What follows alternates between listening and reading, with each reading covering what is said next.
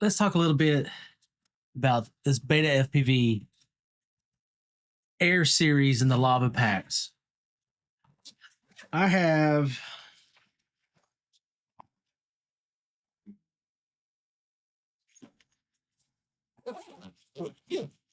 geez, I don't know. I've been flying them, the 75, the 65.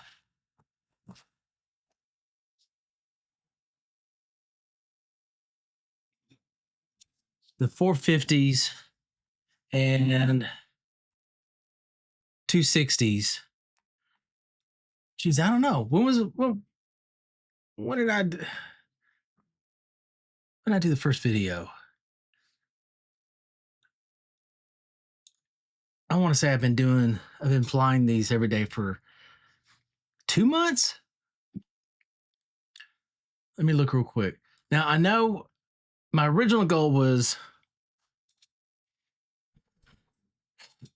to do 100 flights, 100 flights on these packs, and develop my own personal opinion.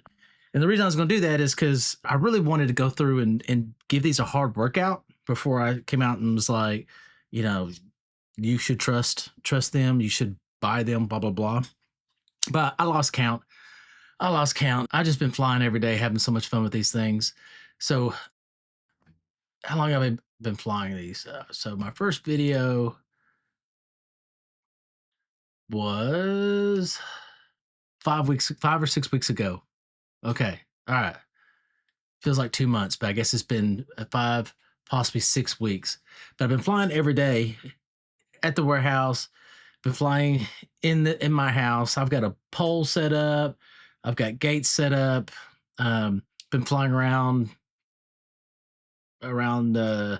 my town. So I'm going to do a compilation video of flights, I guess, after this. But I wanted to sit down and just kind of give you my 2 cents about the series. I'm really impressed.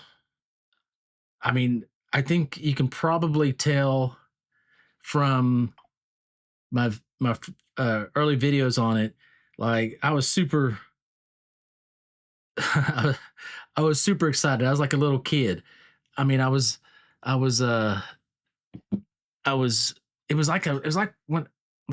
when I just started flying 5 years ago. And I don't know what the magic sauce is. I mean, these aren't faster than anybody's race whoops. Obviously, people that build their race whoops to race, they're faster. Now, this is a good starting point. This is a good chassis. It's good motors and all that stuff. But racers are going to cut extra weight off and stuff like that. But these are really good to start with. And if you're not a racer, these really. So this was my 75. Unfortunately, these things are really tough. But stupid me, where's it at? Ended up breaking the UFL off of this board and destroyed the trace. So I'm not able to solder it back on. And so while I was repairing it, swapping the frame, I don't know if you can see that, I accidentally melted this frame. You can kind of see right there. Now, yeah, there you go. You can see I melted the frame. So it was time to go ahead and replace the guts. And while I was doing that, I thought, you know what? Let me go ahead and knock out a canopy. Let me do my own little design here. So I got me a little, I call it the nips, short for nipples. This is the Quad Sensei nips. And got a little horn there, kind of for aesthetics, but also kind of help deflect things off of the base of the camera. But the 75 is my favorite. But as soon as I say that, I end up having a great flight on the 65, and then I'm like, how can I say the 75 is my favorite when I'm having so much fun with the 65, but I don't want to admit that I'm having as much fun with the 65. And the reason I say the difference is because the 75 has more power. I can fly outside a little bit easier with this. But the thing about the 65 is like through my house, tight corners and stuff. The 65 does a much better job. And then when you're, at work, when I'm hitting gaps, I'm that much more confident when I'm aiming for a gap than with this one. And obviously, if you go to 85, so the bigger it gets, the more accurate you have to be, the less tolerance you have, obviously. And so, I guess what I'm trying to say is they're both equally fun. Now, let's talk about price. So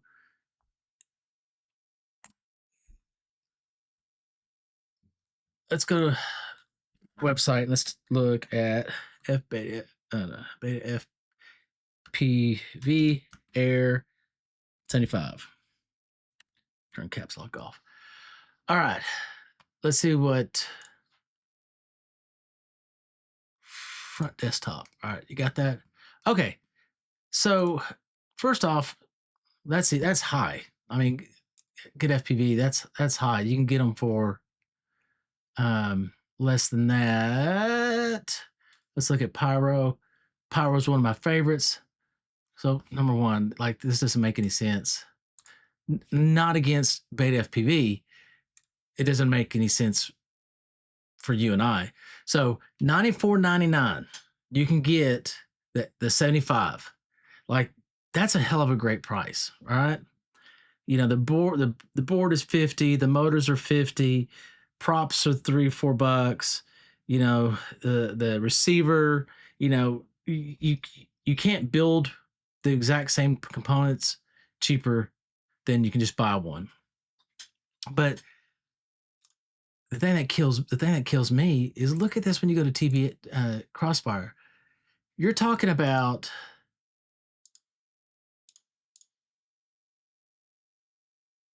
$30 difference. $30 just to fly TBS, which doesn't have as many features, and they equally perform as far as quality of link and stuff like that, but you get so much more with the ELRS.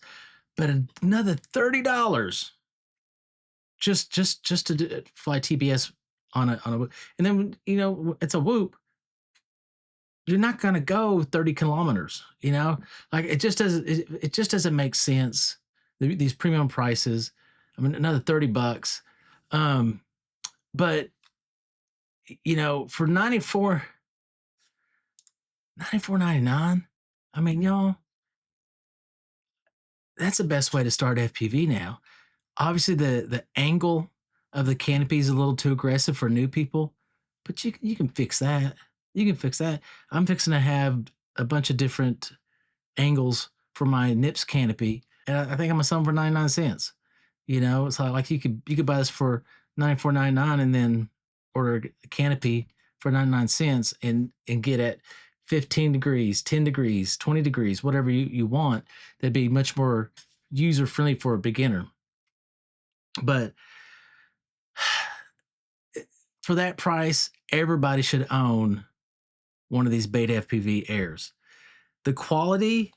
So what Liam had told me when we were talking during, I think right after the FPV is Live podcast was over, I hate that we stopped recording, because there was some really good information that we discussed after we stopped recording, because we just kept on talking about FPV. Like, the Betafpv is making a really concerted effort to interact with the Whoop racing community and getting their feedback, which helped lead them to the Air 75, 65 series. And you can tell, I mean, maybe that was the secret sauce that blew my mind when I was out flying around after being in this hobby for 5 or 6 years. I just had so much fun, and I still am. I'm flying every single day.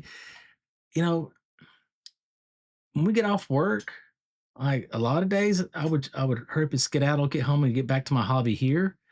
I mean, for the last little over a month, like, as soon as everybody leaves, I bring out my backpack and I start ripping packs in the warehouse, just like I did for the first 3 years of this hobby. You know, it's just rekindled this fun in me, and you know, so I'm very thankful for this build. I'm very thankful for all the pilots and everybody that's been working with Betafpv to bring this to fruition.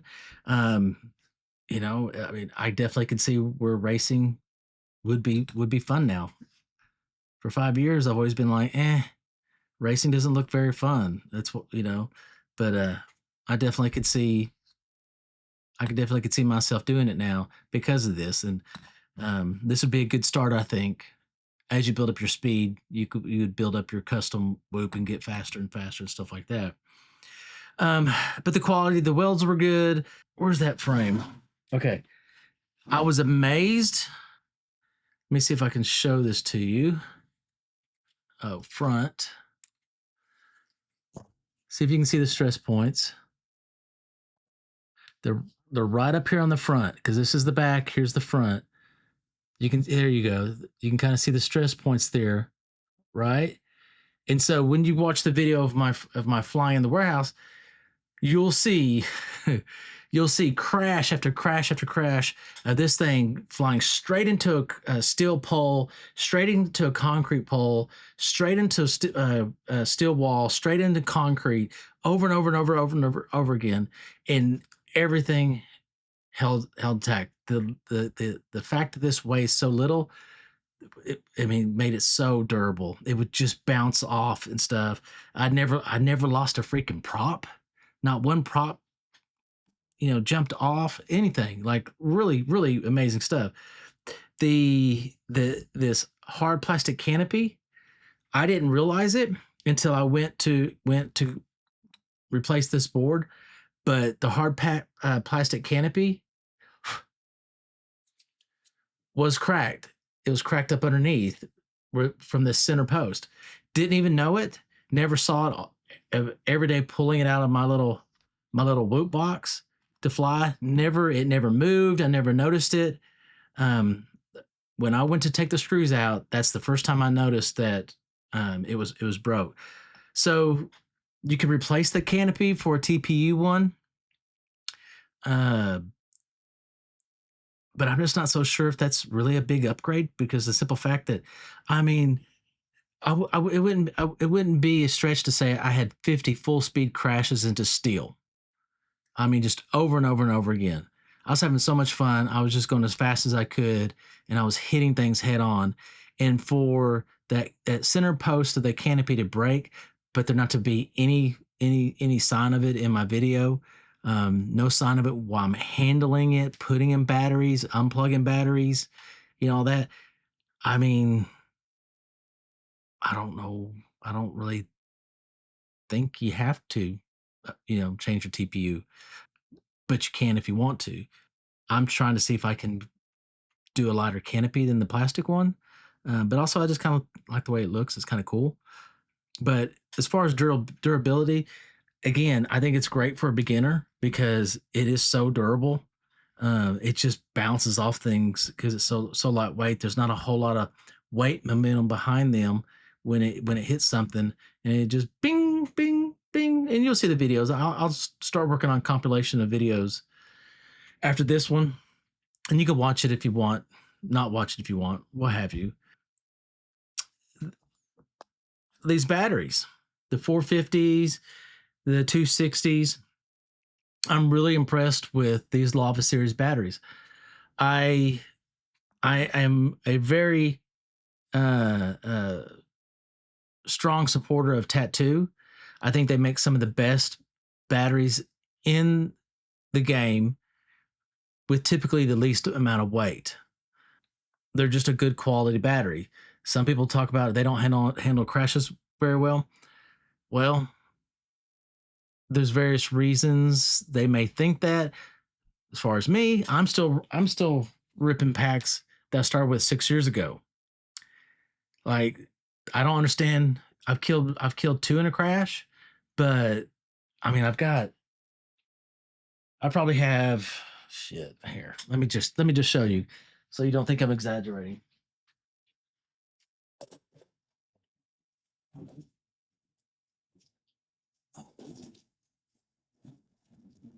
Okay, can you see that? That is, those are 2200s, 6S 1300s, 6S 1550s, 4S 1050s. I've got just about every mix and match 4S 1300s, 4S and 6S, because I started flying 4S, then moved to 6S, and then I've got 7-inchers. I've got cine lifters, all kinds of stuff. So, I mean, you can see. All right, this isn't a flex. This is just I've got a bunch of tattoo, and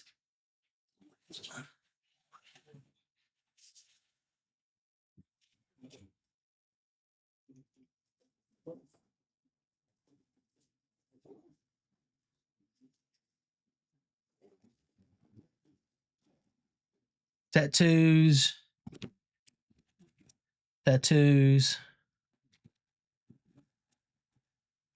I got some pyro. I got some Pyro Jones too. I've got some Quad Senseis as well. I've got some GMVs that I have a lot. I've got 850s. I've got tattoo 650s. Okay. Tattoos 2S, tattoo 1S, blah blah blah. And I'm saying that not as a flex, but just to let you know, I really like tattoo packs. I've got some GMBs, I've got some pyros, I've got some iFlights, I've got a Speedy Bee or two, a China hobby line or two. I like to try different packs, but I always keep coming back to tattoo due to the performance and the weight. Some packs put steel plates in their packs for durability, but then it adds weight. Blah blah blah. There's all kinds of things. But anyways, so when I say this, when I say I'm really freaking pleased with these Lava Series packs, I really am. They're just as good as tattoos. They're just as good. The Tattoo 1S is something I've been loving. It's tattoos really the main pack I sell out of my store. I just trust them. I trust Lava now. These Lava packs are good. People, people get in all their Z Fold and all this stuff. Like, okay, yeah, they probably are. Between you and me, I really don't care what the science and the technology and all that stuff is behind things. I don't really care about measuring this and that and putting things on a wheel, and I don't care. It's interesting to watch. I personally don't care because I'm just like, what does it do when it's in my hands? And so that real life is measurement, if you will, is where I'm at. And y'all, these tattoos they're dope. They're dope. You'll like them. I highly recommend them. The price is really good. So if you get a chance, pick them up, try them out. I mean, for the last 6 weeks, they're my daily pack, and they're gonna probably stay that way. They're just good. That's all I can say is they're just good. You'll be happy with them. Go get you some, have some fun. All right. So the next thing I want to talk about is let's talk about fun factor. So fun factor. So for me, real life measurement, fun factor. We can weigh these. We can measure from post to post. We can we can look at wattage and all that kind of stuff. But it really comes down just how much fun, how enjoyable are these things to fly, and these this Air series, the 65 and 75. I mean, go back and look at my videos. I mean, Excuse my language. Screw that. They're fucking fun. They're fucking fun. I've been having such a damn blast with these things, and y'all go get you one. I just can't. The durability is good. They're a blast to fly. They're cheap. Like it's just like it's a no brainer. I cannot. I would not purchase any other bind and fly whoop out there, analog whoop out there. This is the whoop to get. I'll just put it actually that strongly. If you're looking at buying a bind and fly analog whoop, Air65, Air75, there's no other choice. Plain and simple. And if there was, I would name it. But honest to God, my opinion, this is it. And then here's the kicker. So when I ordered this board, I ordered a replacement board. I started thinking about it. I'm like, why am I ordering a replacement board? Why did I do that? I just spent $50 on a $100, a $95 drone. Over 50% of the value of the whoop. Why didn't I just buy another whoop? And then my original one, I'd have spare props, spare motors, as another receiver, an extra camera, and a frame. Why didn't I just buy another Air75, fly it when something breaks? As long as it's not the AIO, I've got spare parts. If it's the AIO, okay, I buy another one. Now I have two sets of motors, more props, more frame, another receiver. And the receivers, I like when these flat antenna receivers, let's see. When those flat antenna receivers first came out, they were sketchy. They had issues as far as staying connected at a distance, a freestyle distance, not long range, a freestyle. But it's been worked out. I'm gonna put these receivers on my freestyle, my 5-inch freestyle. I want to test them out because they're just that good. I don't think we have to have the ceramic antenna anymore. This flat antenna was doing amazing. Went all the way around the warehouse, no issues and stuff. So that should be a good test for in real life.